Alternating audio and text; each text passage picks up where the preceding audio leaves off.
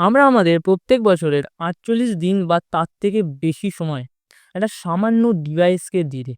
আমি সেদিনকে এমনি বসেছিলাম। আমি বসে থাকি, যেমন বসে আছি।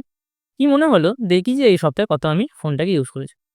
খুললাম, খুলে দেখলাম যে YouTube এতে, কখনো, কখনো Facebook এতে বা Instagram এতে ফালতু আমার ২ ঘন্টা থেকে ৩ ঘন্টা সময় গেছে। হ্যাঁ, ২ ঘন্টা থেকে ৩ ঘন্টা।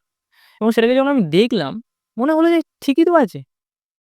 এবং তোমার মনে হচ্ছে ঠিকই তো আছে, ২ থেকে ৩ ঘন্টা তো হয়েই যায় সবারই। কিন্তু ১ সপ্তাহে ২ থেকে ৩ ঘন্টা, মানে ৩ ঘন্টা করে হলো ২১ ঘন্টা। আর ১ মাসেতে ৯০ ঘন্টা। অর্থাৎ ৬ ঘন্টা কম ৪ দিন। আর সেরকমই যদি ১২ মাসে হয় তাহলে ৪৮ দিন বা তার থেকেও বেশি। ৪৮ দিন, অর্থাৎ তুমি তোমার নিজের বছরের ৩৬৫ দিনের ৫০ বা তার থেকেও বেশি দিন হয়তো একটা সামান্য ডিভাইসকে দিলা। তোমার কত হয় কমেন্ট করতে পারো। হিসেব করে কমেন্ট করবে। ফালতু কিন্তু এমনি আমার এত দিন হয়ে যায়, ১০০ দিন হয়ে যায়, হিসেব করে বলবে। আর এর সমাধান কি?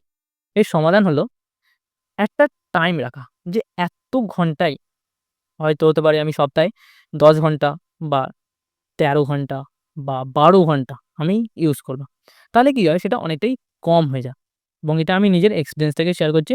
তুমিও তোমার এক্সপেরিয়েন্সটাকে শেয়ার করতে পারো। ধন্যবাদ।